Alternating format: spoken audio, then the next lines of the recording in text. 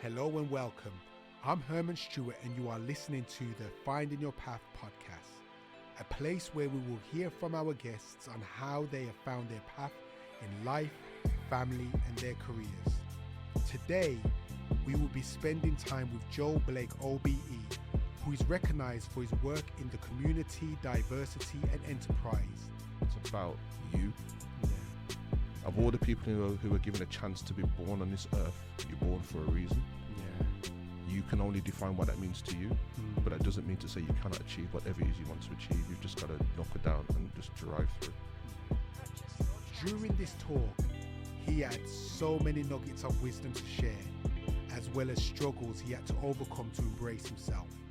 This is good, so let's dive in. So Joel, you have got a lot under your belt, a lot of things that you've done. I'm really pleased, for all that you've done, all that you're achieving and what you're doing as well. So I'm just really grateful for who you are, what you're doing, and the fact that we're here today. I want to just be able to talk and share and to get a bit to know a bit more about you. I appreciate that. And look, your contribution to what you've done to help young people, help companies has been fantastic as well. And I think, it's good that you can, all these years later, still engage with people who started out, similar time, similar areas and gone their own path, but the morals, the values, the principles are still there. So, well done to you for that you're doing as well. It's brilliant. So thank you very much for that, Joel. So today I want to let's talk and give you a chance. Who is Joel Blake? Who's Joel Blake? Joel Blake is a guy, working class background, like many of us in our community, in a city growing up.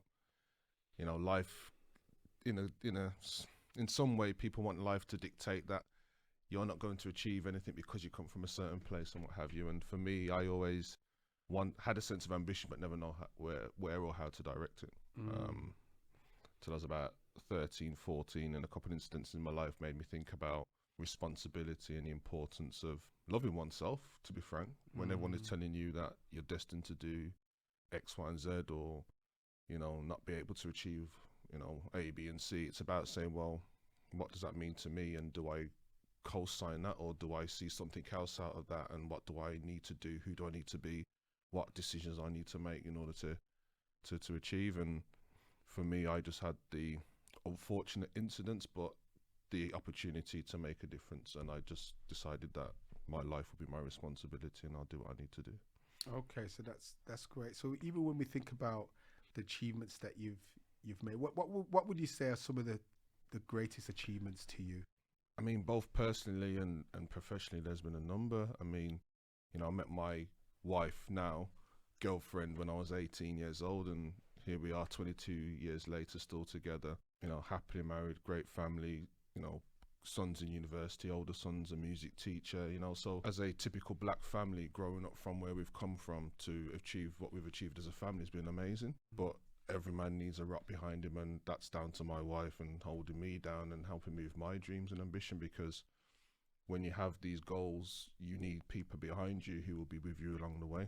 And when you try and find yourself, you need those people around you. So family 100% has been the first major achievement. But along the way, age of 30, I was the National Diversity Advisor for Golf. So I'm advising the whole sport on how to be diverse in terms of black and different minority people, people with disabilities, female, transgender, the whole gambit. But if you imagine me as a 6 foot tall black guy going into the golf industry talking about diversity, it wasn't exactly easy. But 4 years in doing that, we helped over 5,000 people get involved in the game who'd never been involved before. So for me, I've always seen adversity as a challenge.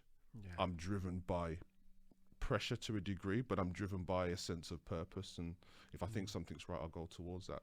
Various awards along the way have been fantastic. But obviously the OBE was fantastic again. How did you feel about that? If I'll be honest, it took a while to make a decision to accept it or not. Okay. Because obviously we've got the history of colonialism within our culture. And from a British Empire point of view, is the acceptance of being awarded with that history as a people and as a culture. But the reason why I did accept it is because after conversations with family and elders in the community and really trying to set my view on what I think the world could be like moving forward. And it's not about never forgetting where you come from, but it's knowing that there's lessons, there's heritage and there's traditions, but you're also in a slightly newer world where you can make a difference. And sometimes it's having things that allow you to open up more doors, which allow you to achieve that purpose and goal. And it wasn't about using the OBE as such, but it's about saying, well, I know that allows me to have even a level of credibility in areas where I probably wouldn't have had it before. But I'm coming from a whole weight of credibility before that, so I don't need that. But it's another tool in the kit bag to achieve that goal of making things equal and inclusive for all. And my goal is making sure that anyone can maximize their potential regardless of where they come from, regardless of difference.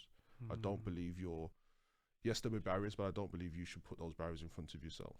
And so it's about facing those challenges again and moving forward. So it was a hard decision to make, and I faced more challenge from within our own community. Okay. Which was quite interesting. And I mean, like, literally certain people start talking to me and all of that stuff as well. Okay. But sometimes the purpose is bigger than the relationships. And for me, if people were going to do that who I thought were there, then obviously they weren't the right people in the first place.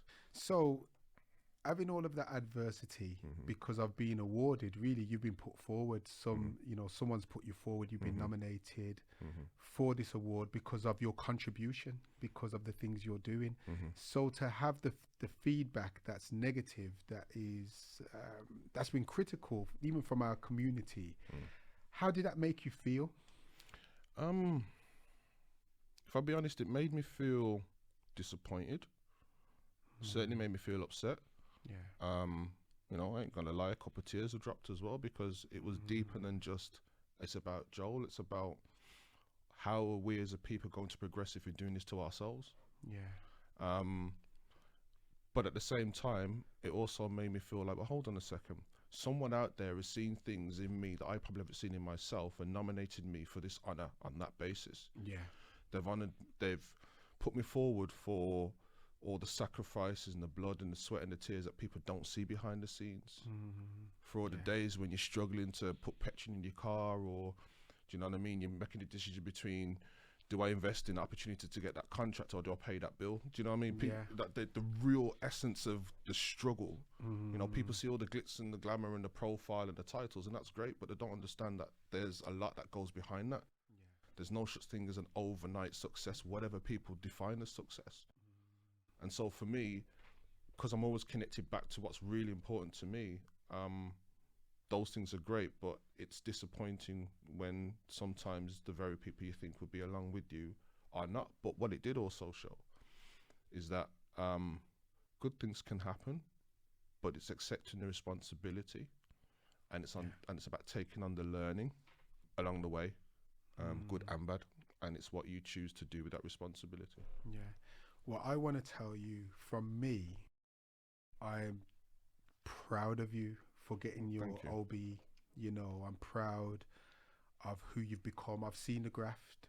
I've seen the years of the work. I've seen, you know, the many conversations that we had at different times.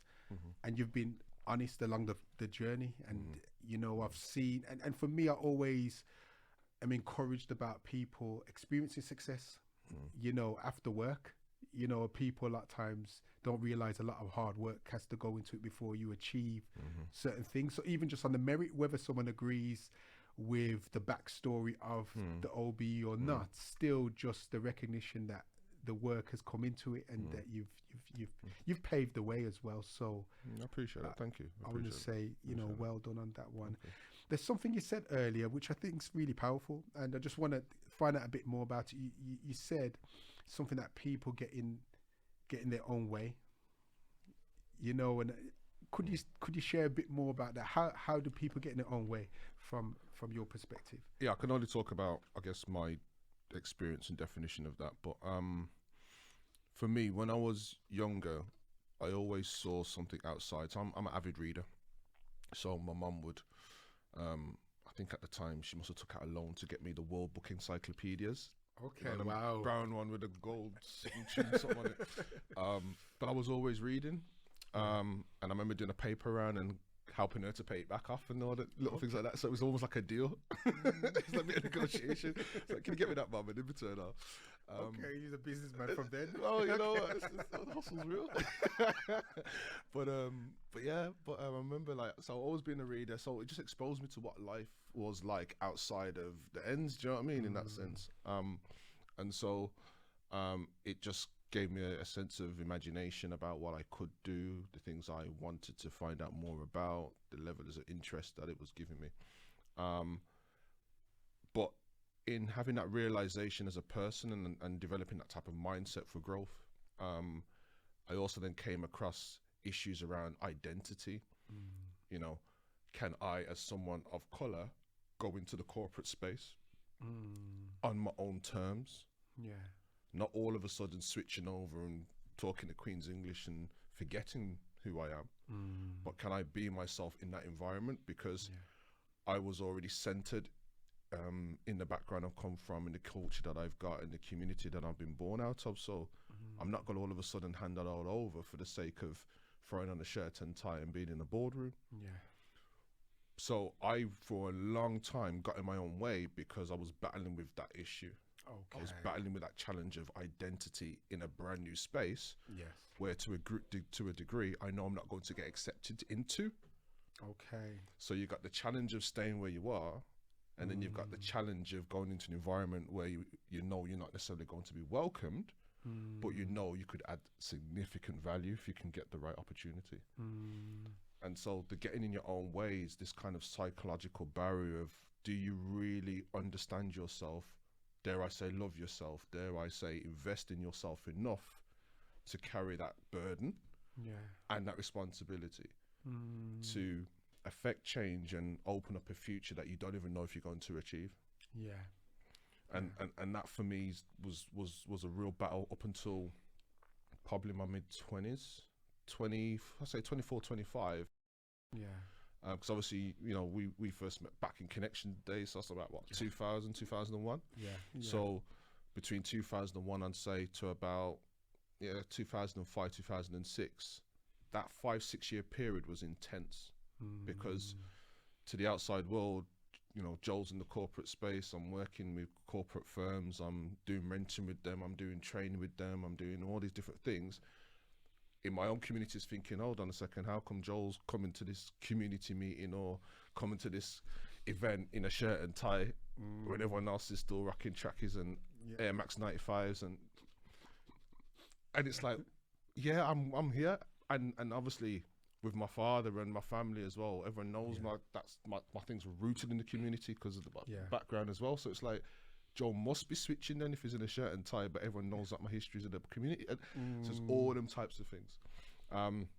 So I guess cutting a long story short, you get to a point when you just realize that you have to just do it.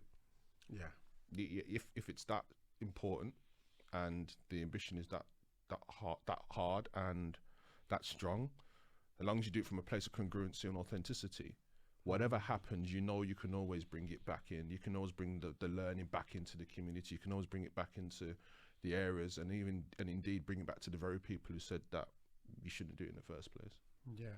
I think that's very, very interesting. What you've said a lot of interesting things just I told you I'm a complex. and some of them I've had to wrestle with myself, and some of them I've had to come to terms about some things myself, you know, identity, who am I, what does it mean to be accepted, where do you belong, and so forth, you know, and I've had to really reason with myself. You know, I've been encouraged, got a great wife, great support network that has really encouraged that. But how have you found it when it's been perceived that you have lost touch of where you come from, or people would assume or say there's the switching or so forth? How have you dealt with that? For me, I just got to a point where it's like, well, the bottom line is my actions will state, the impact I create will state.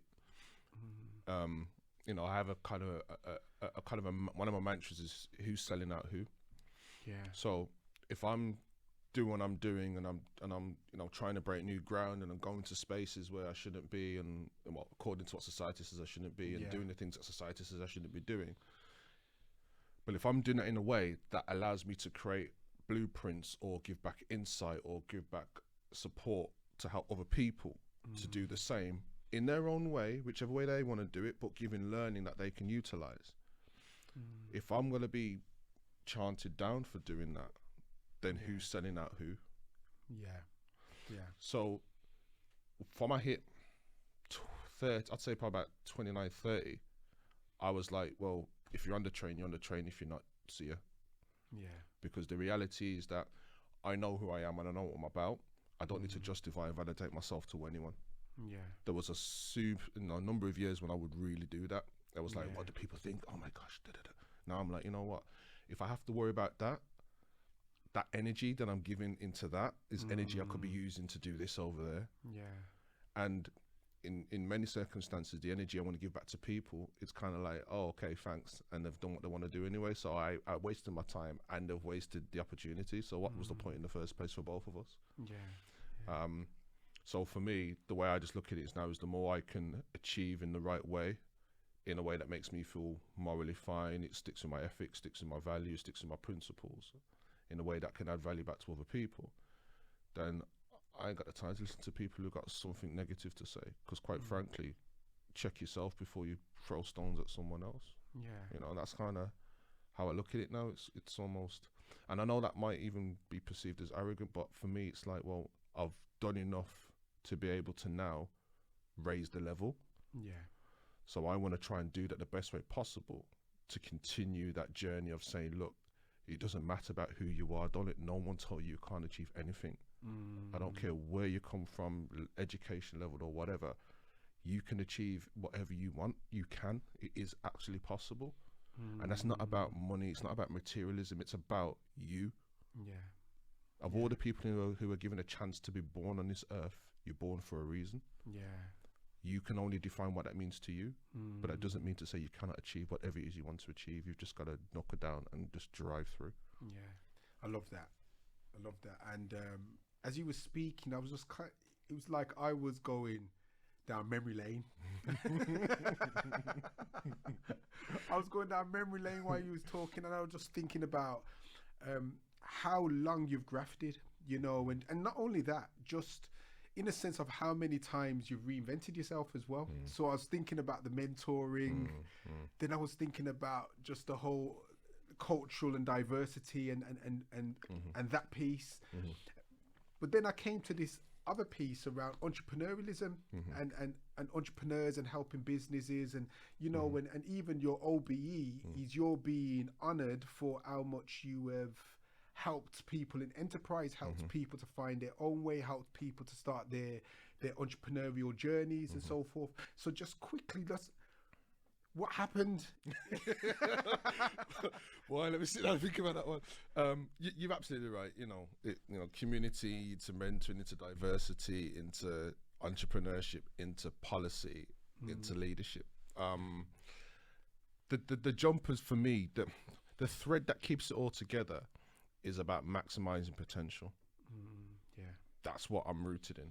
Bottom line. However, the entrepreneurial leadership piece came in because for me, entrepreneurship is nothing to do with having a business. Yeah. Tell me more about that. The Dragon's Den, the Apprentice, the YouTube, all the things that talk about you're only an entrepreneur if you have a business, in my crazy little Joel world, is an absolute myth. Because entrepreneurship for me is a mindset. Yeah. It's a way in which you approach, it's an approach to solving a problem and doing it in the best way that you can. So from a simple point of, you know, you've got something you need to sort out at home. You can't see how you're going to get the resources to do it. But if you don't do it, X is going to happen. You will find a way. Yeah. Your entrepreneurship mind kicks in. Yeah. You might have to borrow off your auntie this, or you might have to pay a look upon that. You find a way to do what you have to do. Yeah. So for me, entrepreneurship is that mindset. So that's allowed me to evolve in my own career, because where I've seen issues and gaps and challenges, I've learned from the past, created that as a resource, applied it into a different space in a different way, solved that problem, opened up new opportunities. Oh, I've learned from that problem, now I've got new learning. Let me add that to the kit bag, move to another problem. And I think where I am now in the tech space, it's about two things. One, and particularly within the financial technology space. One, to me, finance, technology, and diversity are the three things that are going to accelerate change in business, and I'd say, dare say, in community and society, but from a business point of view. But there are not many of us within the tech space at an ownership level. Okay. Many of us are software engineers or coders or senior to middle management. Okay. In the UK, there are not many owners of technology companies. Definitely not in the Midlands. Why do you think that is? I think there's a bit of a stigma to a degree in that technology, as an industry, it's not really been geared to be inclusive. The agenda about women in tech, that's a massive agenda. Black and ethnic minority in tech, massive agenda. Disability in tech, huge agenda. So all the diversity background that I've got, bringing that into the tech space, it gives me a wider understanding of, okay, how can technology be used and support the needs of different people? From a finance perspective, finance industry, is quite diverse. But you do have I would say from a diversity point of view in terms of race, you probably have more people from an Asian background in higher levels in finance than you would with people from a black background. Or African or Jamaican, Caribbean background. Generalization, yes, but if you look on the records and the stats, as you go higher up the chain, there are very few. There's only one person I know who's a CEO of Credit Suisse is a black African guy. So there's a limited number. So again, there's the piece there around, well, what do we bring to the table in the tech space? And for me, our background is born of entrepreneurship. When you look at our parents, grandparents, ancestors, our survival has been based on this entrepreneurial mindset. So if you apply that in a modern day with the use of technology that accelerates change, you think about that diversity with accelerating of change, we are as a culture in the best position in this day and age to affect change globally at scale. But there's not enough of us in the industry, and the industry itself is not being as welcoming and being as inclusive as it can be. So for me, it's that whole thing around, let me break another barrier and see if we can open change in there. You know, and that's so that evolution has come from, well, I'm seeing an issue over here. Can I do something about it in a way that adds value to everyone? Yeah, I can. Right. And let me take on board that responsibility to do it. Okay.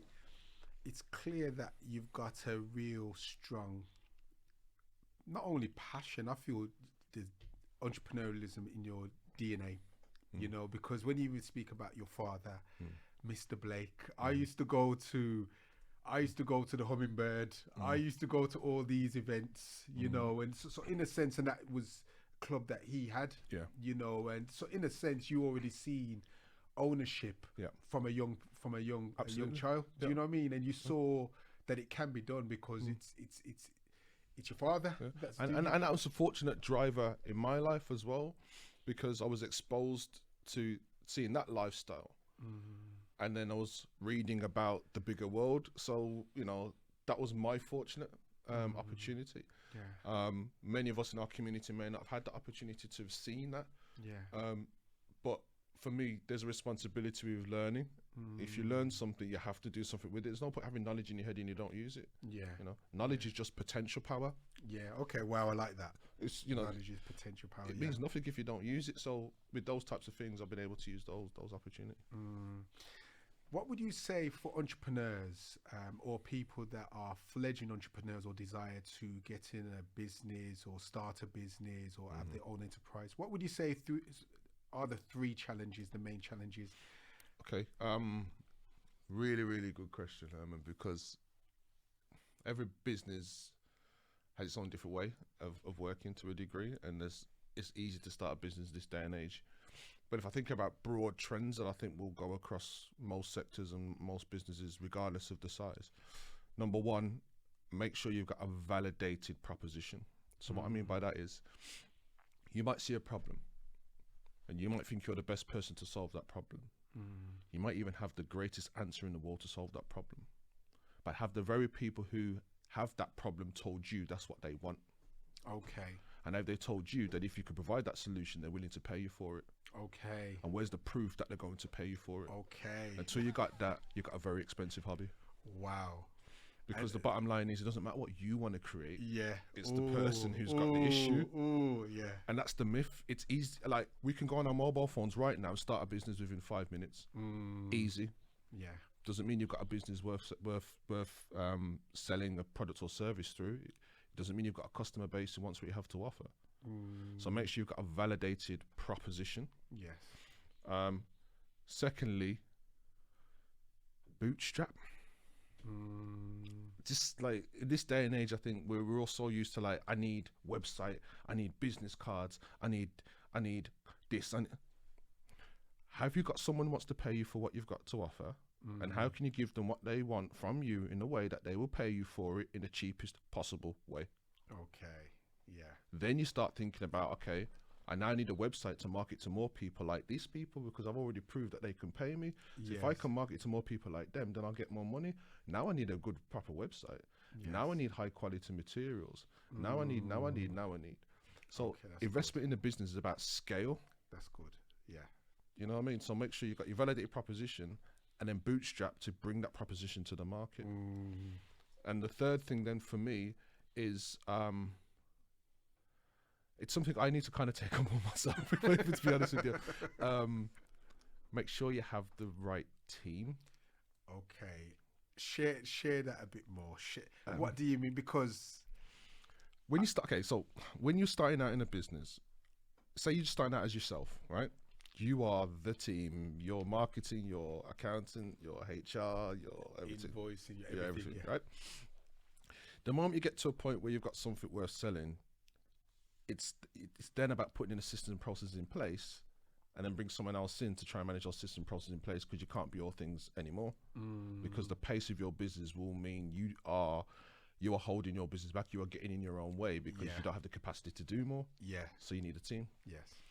Now, your team doesn't necessarily have to be employees that you're paying a salary for. A team could be freelancers you engage with, partners that, you know, there's a kind of a quid pro quo, or, you know, you achieve this, you get Y. But you need people around you who can do that thing. Yes. The issue with having a team is that it takes a while to build the right team, because your team are like having husbands and wives. Okay. On the very basis that you're going to be working with these individuals for the longevity of this business and more. These people are going to be the types of people who you might want to invite around to your house. They might meet your family. You got to spend more time with them. You got to get to know them. You know, it's not going to be a transactional 9 to 5 thing. Yeah. And this is from a startup perspective. If you go working for an organization, it's slightly different. You come in, you do your hours, you go home, and not everyone's your friend. Yes. But if it's your business and your startup, this is your family. And I've gone down the road and made the mistakes of hiring people, working with people, thinking that we're coming from the same value proposition place, I should say, thinking that we've both and all of us as a team have got the right vision, thinking that we've all got the right principles and standards in place, thinking that ethically everyone's on the same level, all of that type of stuff. And every time you get that wrong, it costs. Yeah. It costs money, it costs time, it costs relationships, it costs friendships, etc., etc. So building that right team is about making sure that every phase of the business you've got the right people. And so the reason why I'm really passionate about that point is because you might be the person that needs to step away. Yes. Oh yeah. And are you ready to make that decision? Yes. Because you might be the visionary who started it and you drive this thing and it's now popping and everyone's like, yeah. Yes. But you might be the right person to scale it. Yes. You may not be the right person to achieve that vision that you designed in the first place. Wow. And are you ready to step away from your own business? Oh, what you've just said is so spot on, because I was just thinking, is a part of the challenge of when you're scaling your business or you're growing to go to a next level in your business, around the letting go of your business or letting go of aspects of it, in a sense of when you've got the founder. Sometimes, you know, when we talk about this terminology, like it's my baby, you know, and I remember when I was on a drive from London and someone shared with me, and it was like an epiphany moment, and they said that your baby has got to grow up. And then I started to realize that when you have a baby, there's a time they're a newborn baby, then there's a time like they're crawling. There's a time like then That's they right. need to go nursery. That's right. You know, and then they need like they need to be babies. You need to give the baby to someone to babysit. So there's different levels of trust or different levels of. So you have to like vet the people. Like, okay, I'm going to give you my baby to go out for the night because you know, and then come back. That's right. But then if you're thinking about your baby having to grow up, you know, like this is my baby. Sometimes the founder can be the person that is hindering the growth or hindering the people from coming in to build a team, to delegate. The word delegate, it can be that kind of word. Speak the truth, man. You know, It's such... Oh my gosh, people really underestimate the importance of what you just said. It is like having, you know, it's the cliche, it's like having a baby, but it absolutely is, and exactly how you've described, you know, you give birth to this thing, obviously as men, you know, let's not go for the pregnancy, but, you know, you give birth to this thing, it goes through its formative years, toddler, it starts to grow up, it starts to get its own character, it starts to, you know, begin to operate differently, it starts to get its own ideas, you have to kind of put the barriers and the guidance in check, and then it becomes a young adult and it starts telling you about yourself, and you wish you could send it back to where it come from, but you keep it moving, and then it grows up to be this adult, and you hope it outlives you. And the challenge with that is we can get so wrapped up into the fact that we've created this thing that we feel we have control of its growth. And controversially, I don't actually think we do after a certain point. There comes a point where it will find its own identity, it will have its own brand. The customer market will perceive it in a particular way. How you thought it needs to grow might need to grow differently to appeal to the needs of the next phase and the customers who are looking at it at this next phase. You've got to be flexible, adaptable for that growth. And so for me, I always say to people, as the business owner, you're in control of this entity. And it goes back to entrepreneurship being a mindset, not about the business itself. It's this entity. It's this vehicle that transfers value from here to there for someone who wants to pay you for that. So as long as you look at it as an entity, i.e.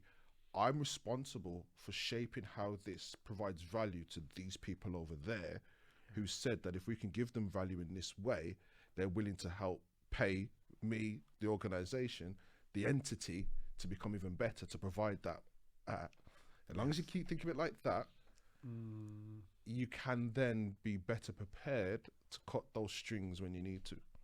Okay. I'm gonna ask you a question now.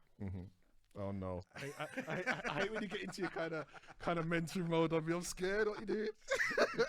My question is, what you've just said is, you know, very insightful. You know, and I guess a lot of people, you've went through the processes. So you've went through the processes of how do you start an entrepreneurial journey? You know, what are the things that you need to do? What are the 3 things that you need to make sure that you do? So you've gone from impetus, you know, vision, to be able to make sure that you're bootstrapping and make sure you got a good, valuable proposition that you're going to be selling, make sure you got a team and so forth.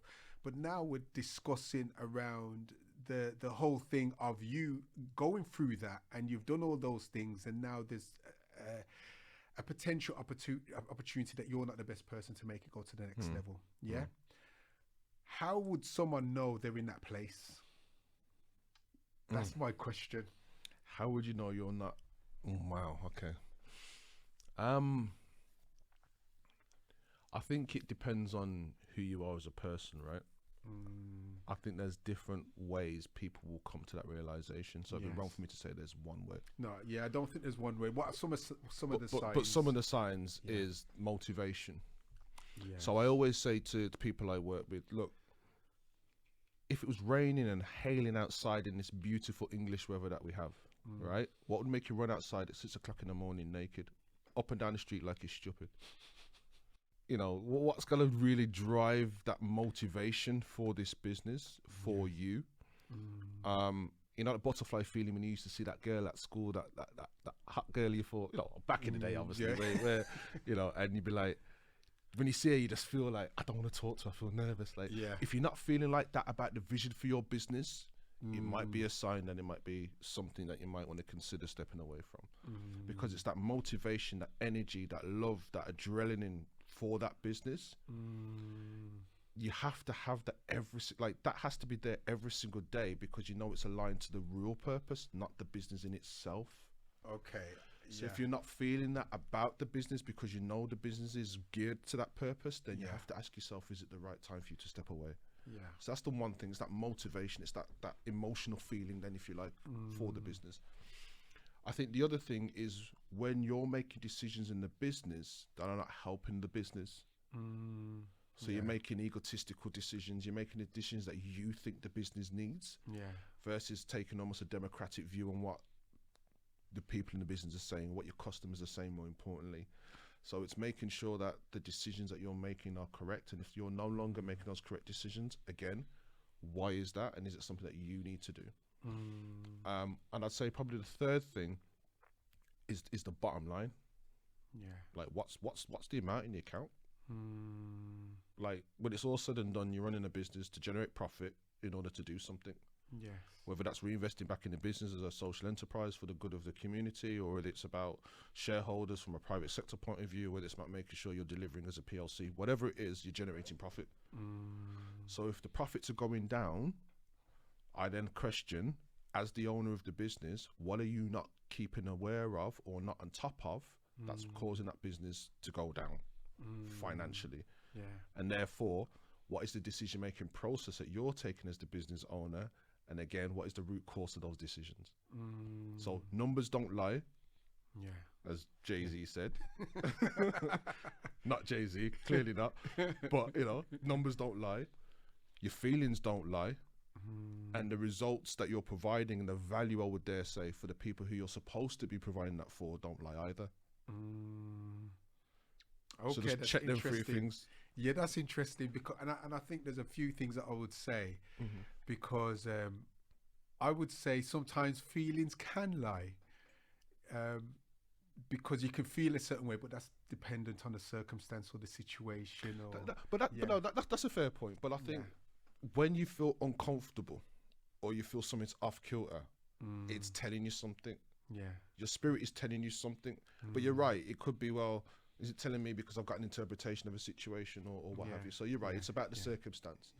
But it's the analysis of that circumstance, because you've got that feeling. So just make sure you got those two things in balance, I guess. But you're right, I do agree. And what I felt was very powerful about what you said is around having the butterflies for the vision of the business, because sometimes being in a business, those butterflies are not there. Do you know what I mean? You know, when you go through different phases of a business, different things that you're going through, and sometimes there is that challenge that's existing, and so the feelings are not euphoria, the feelings are not exciting. But if it's not that for the vision of the business, that's why I thought when you said that, I thought that was very powerful. It's the vision of the business, because again, the entity that you're in control of, or you and your team are in control of, that's a living, breathing organism. It cannot stay how it started. It will morph and blend and evolve to suit the needs of the people who say that you've got something that they want and will pay you for. So as long as you're in tune with that, cool. But it's the vision, and dare I say, the purpose behind the vision. If you ain't getting the butterflies about that, check yourself. Literally. Wow, we've had such a good talk today, and I'm just so excited about this moment, you know, because as an entrepreneur myself, just listening to what you're saying, it's like reminding me of things. It's in a sense, it's even opening my eyes to things, you know, because it don't matter how long you've been in business, you always need a fresh look at things. You need encouragement, you need soundboards, and that's why I really believe mentors are a powerful thing when you can have them, and so forth. So that's been really great. So what I want to say is, how can people find you? Because I want people to find you when beyond this podcast, you know, to find out more about you, to find out more about the businesses that you're involved in, to know about even some of the services that you provide. Where are the best places for them to connect with Joel? Well, my personal website is joelblakeobe.com. So you can go on there. I'll put my story on there. They can email me and connect to see what I do on there. Social media, it's Mr. Joel Blake on Twitter, LinkedIn, Joel Blake OBE. And obviously the business GFA Exchange. I'm really excited about what we're about to do with GFA Exchange. Obviously, can't talk, can't chat too much, but we talked about this evolution piece, and you know, I'm always one for, by the time you see what I've done there, I'm already over there. And so with GFA, we're in that same mindset. But I'm really supercharged about this whole thing around inclusion in technology, but doing it at the right level in the right way. So you know, I'm looking to move that business in that direction. So look out for some of the things that we're doing with that. That's really good. And I just want to ask you, just a final question. What would you share with someone that they have an idea, they want to do something, they want to go to the next level, and they need that inspiration and they need that guidance to get going? What would you share with them? So what? To start. No, that's them. Yeah. So what? Yeah. So the so what thing is, you've got this idea. So what? The idea is for what reason? Okay. So what? And the more you ask yourself that question with the idea, is the more you'll connect with the root cause of why you really want to do this. It could be easy for me to say, find your why, and you'll crack on. Sometimes finding your why is the hardest thing in the world. But asking yourself different questions that make you feel uncomfortable, but force you to really think about the reasons why you're doing something, helps you to reconnect. Because once you've reconnected with that real why and its root cause, the resources that you need and the support that you need is already out there. And you'll know why you're asking the questions. You'll know why you want to start putting it down on a business plan. You'll know why you'll start looking at YouTube videos. You'll know why you'll start engaging on social media. You know why you'll join Facebook groups and talk about the issues. You'll know your why.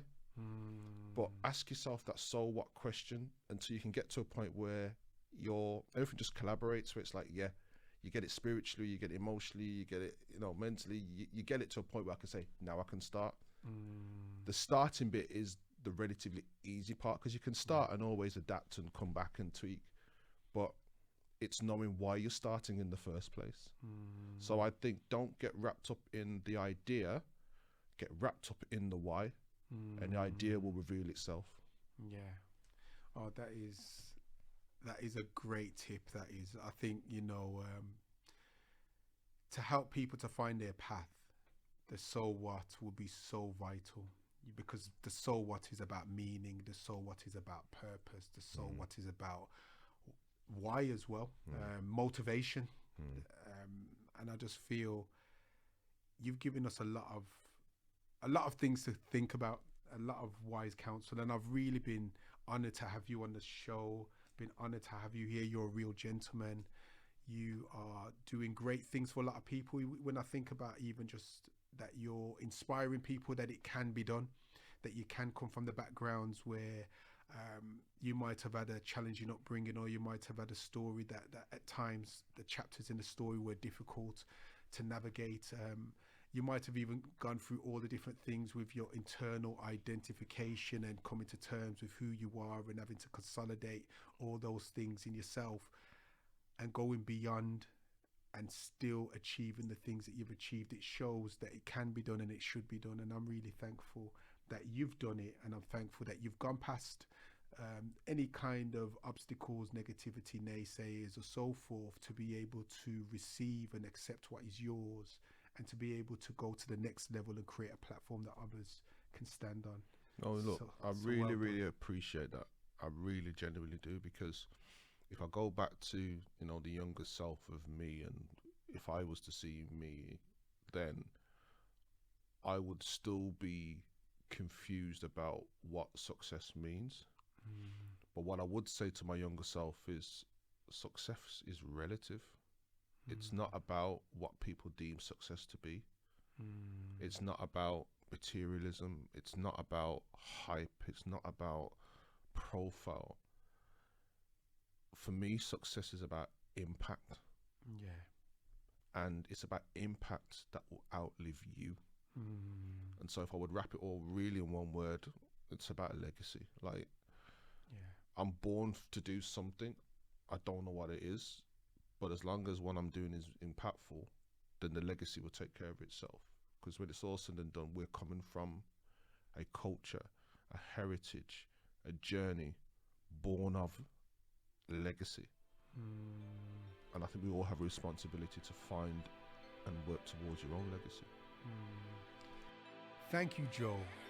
And if you want to find out more about Joel Blake, visit joelblakeobe.com, and you can check him out on social media.